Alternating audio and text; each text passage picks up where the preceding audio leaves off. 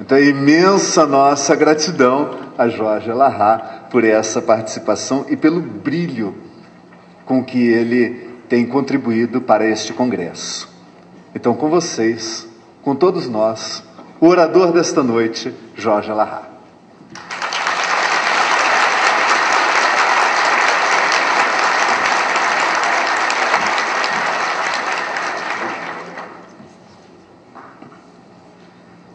Boa noite para todos. É com imenso prazer, imensa satisfação que nós participamos desse evento e temos a oportunidade assim de nos reencontrarmos mais uma vez para o aprofundamento das nossas relações e para um conhecimento mais efetivo daquilo que a doutrina espírita nos faculta a conhecer. Dificilmente nós, ocidentais, conseguiremos com nitidez compreender o que significou para a nossa história a transformação e a realização do trabalho executado por Paulo de Tarso, se nós não nos predispusermos a fazermos um mergulho na realidade sociocultural daquela época e entendermos de maneira mais nítida os contornos nos quais viveu Saulo e depois chamado Paulo de Tarso, o apóstolo dos gentios. Nascido numa época muito diferente da nossa, em que não existiam os valores que nós possuímos hoje, em que a tirania dominava os postos de comando dos povos, em que a escravidão se tornara hábito comum entre as nações, e que as mulheres não eram detentoras de nenhum tipo de valor, uma época na qual as nações se digladiavam com as nações sem a menor necessidade de razões para que isso acontecesse, e que o mundo vivia um período de profunda instabilidade. É nessa época que nós vamos encontrar a figura daquele que é o ponto central da nossa discussão dessa noite. Em verdade, naquele período da época antiga, 3 grandes civilizações se levantavam e apresentavam ao mundo as suas concepções do que era valor e o que não era valor, construindo de maneira muito decisiva o ideário do Ocidente: Roma, Grécia e Israel. Se nós indagássemos dos romanos à época o que era a verdade, o que é que havia de mais verdadeiro, o que poderia a humanidade considerar como sendo o real e verdadeiro das coisas, os romanos diriam que o verdadeiro, a verdade, era a capacidade de bem definir aquilo que teria acontecido. Acostumados ao direito e formando a base do direito ocidental, os romanos entendiam que a verdade era a capacidade de bem definir um fato acontecido. Verdadeiro é quando se consegue definir de maneira nítida aquilo que ocorreu, aquilo que já foi. Se eu consigo ser preciso num fato ocorrido, isso é o verdadeiro, isso é a verdade. Se indagássemos aos gregos o que é a verdade, o que é o verdadeiro, os gregos diriam que verdade seria para eles um outro conceito. Os gregos chamavam de aletheia. Aletheia é a verdade, mas não tem a ver com aquilo que aconteceu. Verdade para os gregos é o que é a capacidade de bem definir o que é e o que não é, o ser e o não ser, e não o fato ocorrido, porque para os gregos não importa o direito, o que importa é a filosofia, e que, portanto, para eles, o que era de mais significativo para definir a verdade é o que as coisas são ou não são. Mas se nós indagássemos do povo hebreu, o que é a verdade? O que é o verdadeiro? O que de fato tem valor? Os hebreus então diriam que o verdadeiro, que o que tem valor, não é o que já foi, nem o que é. Verdade é o que virá. Verdade é o que vai acontecer. Porque para o povo hebreu, não importava o acontecido, nem importava o que estava acontecendo. O que mais importava para eles, o que de mais verdadeiro tinham, era a emuná, ou seja, o que virá, a promessa, o futuro. Porque para o povo hebreu, o mais verdadeiro que eles tinham era a certeza do amanhã. Isso para eles era mais concreto do que a própria realidade que viviam. Porque viviam de uma grande promessa. A promessa que o povo nutria dentro de si era a ideia de que no tempo devido, na época certa, então o povo hebreu seria abençoado pela chegada no meio dele de alguém que transformaria os conceitos da humanidade. Alguém que apresentaria para o mundo uma nova relação do homem com o seu Criador e transformaria de maneira profunda as relações do homem com a vida. Esse era chamado o ungido de Deus, aquele que era ungido pelo próprio Criador. Em hebraico, Meshé ou Machia, que nós chamamos de Messias. O povo hebreu nutria-se da certeza de que no tempo certo esse homem apareceria. Os hebreus enfrentaram ao longo de sua história inúmeras etapas de dominação. Antes de Moisés, haviam sido escravos no Egito, mas a certeza de que seu Deus os protegia e que de seu futuro seria grandioso, os mantinha com a fé viva, fazendo com que Moisés, no tempo devido, retirasse de maneira espetacular os hebreus do Egito, retornando com eles para a Palestina. E a certeza do amanhã se fortalecia no meio do povo. Passavam-se 400 anos para que o povo finalmente se implantasse definitivamente nas terras de Israel e ali implantasse o seu momento de apogeu com o surgimento do reinado do rei Davi e do rei Salomão. Rei Salomão, filho de Davi, que haveria de construir o templo de Jerusalém. O templo pequeno, mas um templo destinado ao culto àquele Deus extraordinário, único, e que daria a eles, com certeza, o Messias no tempo certo. 300 anos depois da construção do templo de Jerusalém, Nabucodonosor da Babilônia invade Israel e leva o povo cativo.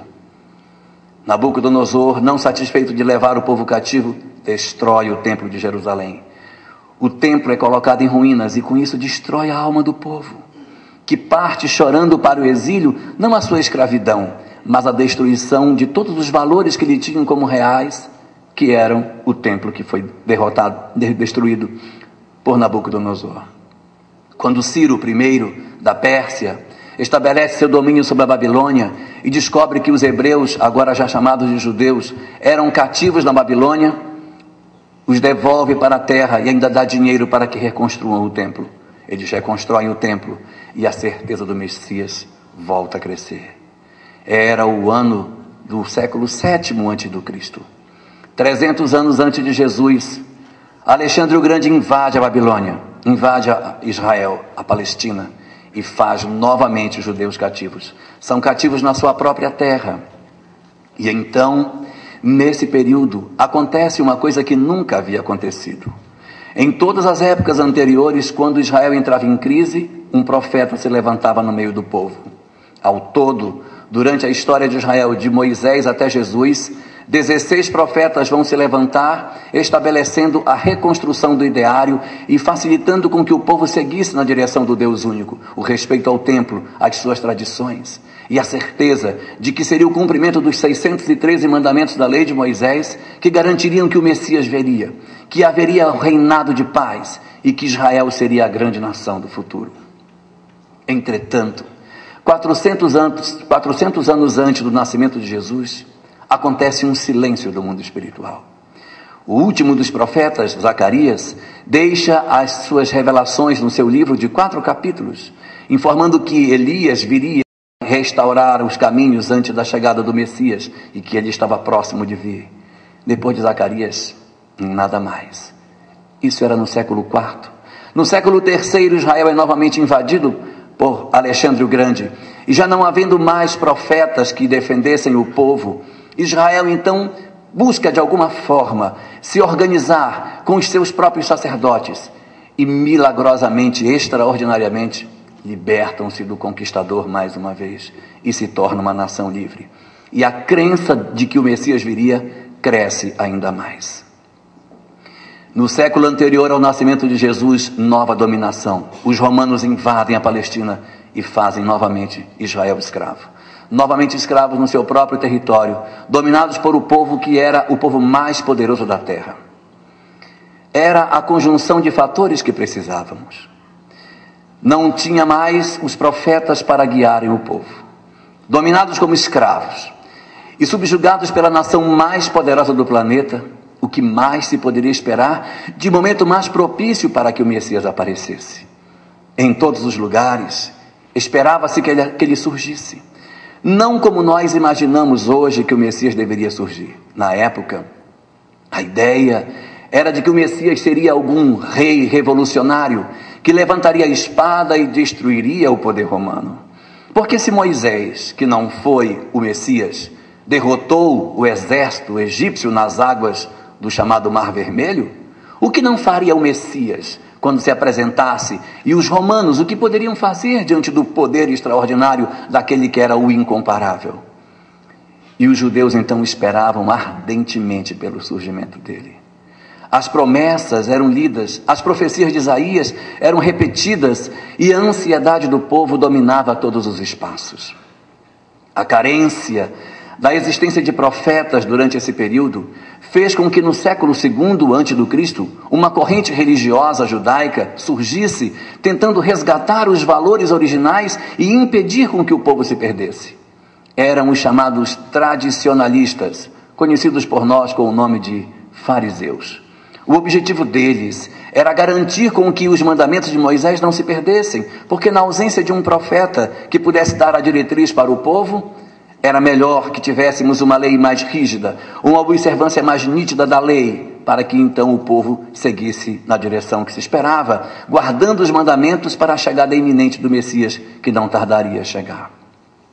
No contraponto dessa posição, aparecia também no século II a.C., Sadoc, que reunindo pensamentos contrários e se opondo à ideia dos fariseus, constituiu o chamado grupo dos saduceus, que entendia que aquele excesso de rigor não era necessário, que os homens não deveriam ser tão exigentes consigo mesmo, que era possível fazer concessões com os dominadores para que pudéssemos caminhar sem grandes conflitos, que o endurecimento das relações com aqueles que os dominavam iriam dificultar com que o povo seguisse na direção que precisava. Era preciso tergiversar, era necessário negociar.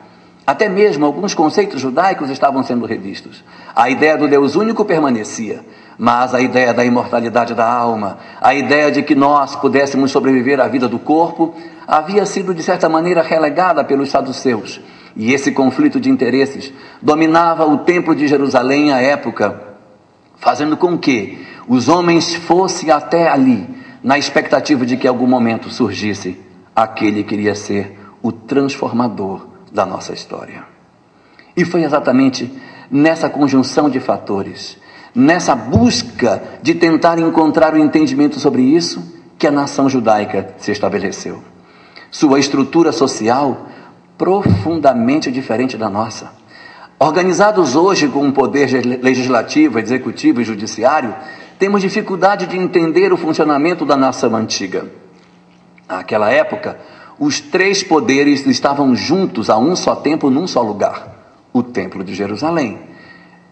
Em Jerusalém, o poder executivo, o rei, obedecia às regras do templo. Até hoje, no Estado de Israel, o número de dias do ano não é igual em todos os anos. Ele obedece critérios religiosos. Primeiro dia do ano não pode cair num sábado. Há uma série de regrinhas que o ano cresce e diminui de tamanho de acordo com as conveniências religiosas. A única nação do mundo cujo calendário obedece rigores religiosos para ter tamanho do ano. Então, àquela época, com muito mais influência ainda, o poder executivo estava sujeito aos interesses dos sacerdotes do templo. O poder legislativo era formado por um conjunto de anciãos que constituíam um conselho chamado Sanhedrin, que nós chamamos de Sinédrio. O Sinédrio era constituído por 63 grandes sacerdotes, estudiosos da lei, que procuravam interpretar a lei. A lei de Moisés, o chamado Torá, os 5 livros de Moisés, constituíam tudo. Era o Código Civil, era o Código Penal, era o Código Processual Penal, eram todos os códigos. Ali estava toda a lei. A lei ela era teocrática. E esses estudiosos das leis, esses homens que estudavam os conceitos da lei mosaica, eram aqueles que estabeleciam o julgamento das questões. A lei estava estabelecida e havia os que estudavam essa lei, os chamados doutores da lei. Transpondo para o nosso momento atual, ser um doutor da lei é como se fosse hoje ser um advogado, porque a lei mosaica era a própria lei civil. Então, quando alguém cometia um crime, automaticamente essa pessoa ela era julgada pelo colégio de doutores da lei que o defendiam diante daquilo que deveria ser feito. Só para dar um exemplo a vocês, a lei estabelecia tudo. Por exemplo, se alguém cavasse um buraco e o boi do vizinho caísse no buraco, você deveria pagar o boi do vizinho que caiu no buraco, porque você cavou. Se um boi chifrasse alguém, então teria que se matar o boi. Se o boi chifrasse alguém e esse alguém chifrado morresse, então matava-se o boi e o dono do boi. Então, a lei regia tudo. Então, quando acontecia qualquer conflito na sociedade, os doutores da lei é que o não, aqui há um versículo que diz isso aqui, então ele vai ter que pagar isso, pagar aquilo. Eram esses doutores da lei que interpretavam. Eles eram doutores, estudiosos da lei, que não necessariamente tinham seguidores. Eles eram doutores, estudiosos, intérpretes.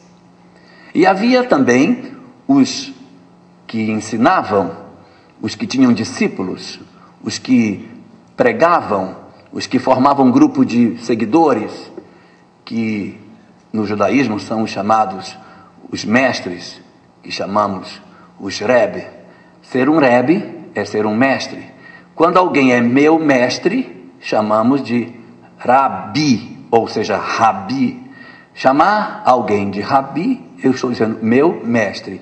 E havia aquele que ensinava para muitos, para todos, que era o Rabino, ensina para nós, que nós dizemos Rabino. Então, o que é um Rebbe? Um mestre. Um Rabi, o meu mestre. Um Rabino, o mestre do nosso grupo. E aqueles que eram doutores da lei se desenhavam para serem no futuro os rabinos, os ensinadores, que difere dos sacerdotes, que eram os que trabalhavam no templo, que são uma classe mais elevada, seriam famílias definidas dentro do grupo de Israel para exercerem essas funções. Nós não nos tornamos sacerdotes, nascemos sacerdotes. O nome da família designa se a pessoa é ou não um sacerdote da lei. Nesse contexto, nesse ambiente religioso, social, é que surgiu os personagens que nos interessam na noite de hoje. Foi dentro dessa atmosfera de expectativa de volta, de chegada do Messias, dessa expectativa de mudança, desse silêncio espiritual que se fazia de lá, que nasceu a figura de Estevão. Sim, eu não estou falando de Paulo, mas sim de Estevão. Estevão, também judeu, teria nascido sob o nome de Gesiel. Em função de circunstâncias do arbítrio romano, foi transformado em escravo de Galé e abandonado no porão de um navio para que ali pudesse encontrar a morte com rapidez, porque os escravos de Galé rapidamente morriam. Mas o chefe da guarda daqueles que estavam na galera percebeu que aquele rapaz era diferente. Ele era doce, ele era manso, ele era meigo e profundamente amoroso. Nas noites da escuridão, antes de todo o conjunto de dores que o alcançavam, ele conversava com a irmã Abigail, olhando o céu, e dizia: e o Messias, onde será que ele está? Será que ele já nasceu? Onde se encontra ele, que deixe Israel desse jeito? Em algum lugar ele deve estar, e quando eu o encontrar eu vou segui-lo. Então ele já estava pronto para seguir ao Messias. E ele, por ter esse aspecto doce, o chefe da guarda logo o percebeu como diferente. E como um romano da tripulação adoecesse de uma questão contagiosa e ninguém conseguia tratá-lo, então designaram que alguém fosse tratar. Por que não pegar então um escravo da galera lá de baixo e levar para que ele trate? Porque ele vai morrer mesmo, não tem valor. E Estevão, ainda chamado Gesiel, aceitou. Tratou do homem, ele curou-se, mas Gesiel pegou a enfermidade. Quando ele pegou a doença, ao invés de tratá-lo, colocaram numa jangadinha e o empurraram na beira da água. Ele foi, a jangada encostou, os cristãos o recolheram e o levaram para tratar. Ele foi tratado na Casa do Caminho.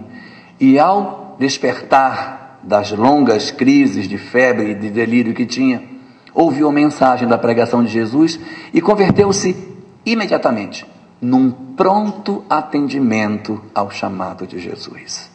Estevão, então, aportou no cristianismo sem conhecer Jesus, sem nunca tê-lo visto, apenas ouvia as informações de Pedro, o apóstolo, e dos outros discípulos do Cristo, e assim, em pouco tempo, converteu-se no maior divulgador da Casa do Caminho. Era Estevão que pregava, tinha facilidade de oratória e conversava com as pessoas, atendia os doentes e fazia todo um trabalho de socorro àqueles que na Casa do Caminho apareciam. Dotado de um amor incalculável, de uma doçura sem fim, era destacado pela capacidade e amorosidade na relação com aqueles que estavam ali sendo atendidos na Casa do Caminho.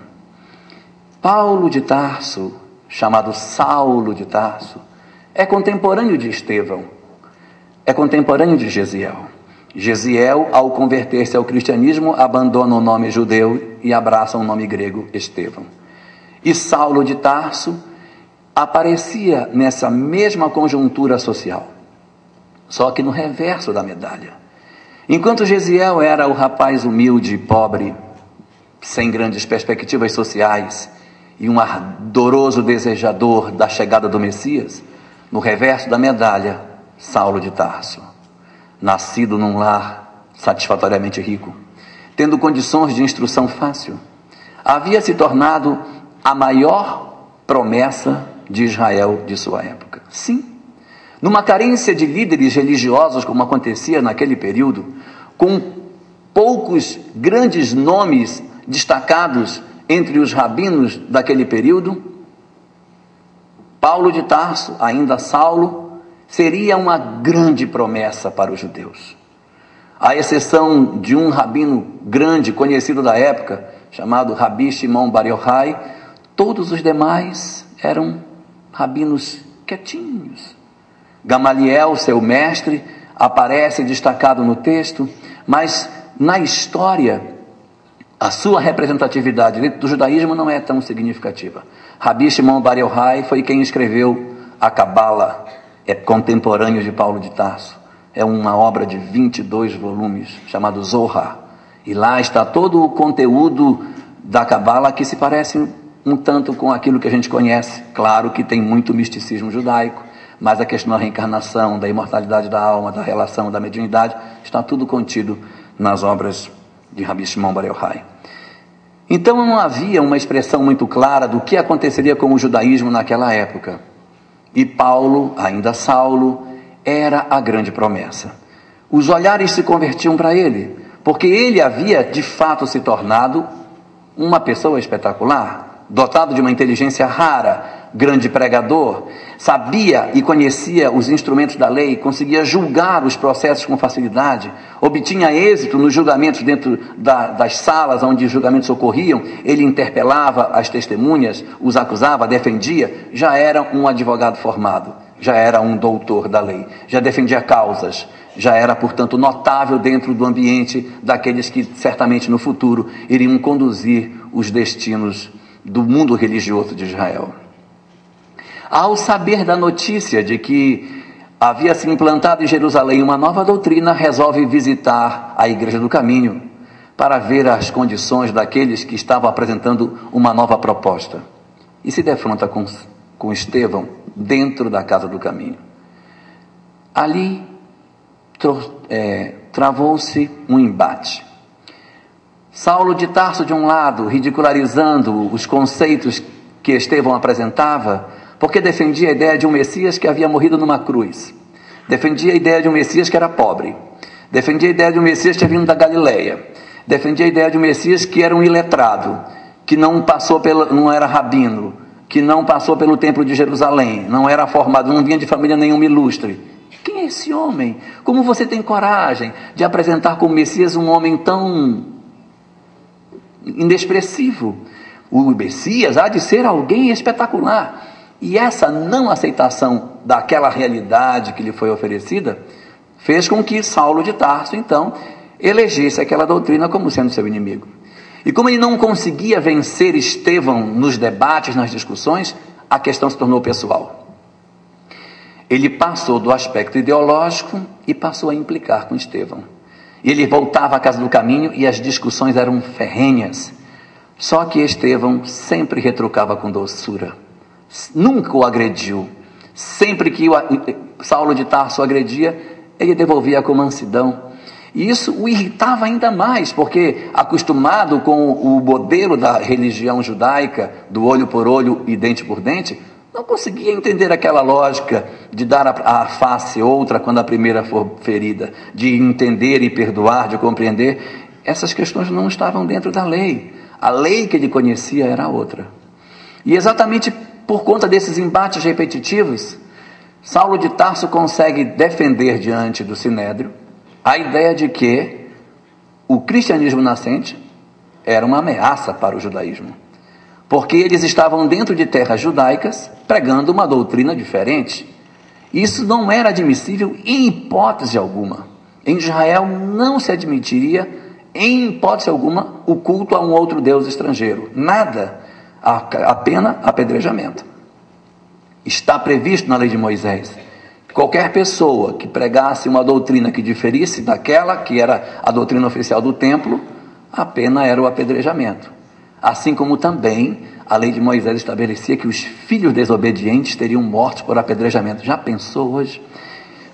Então, apedrejamento para que não crescesse em Israel a má semente. É isso que está escrito lá.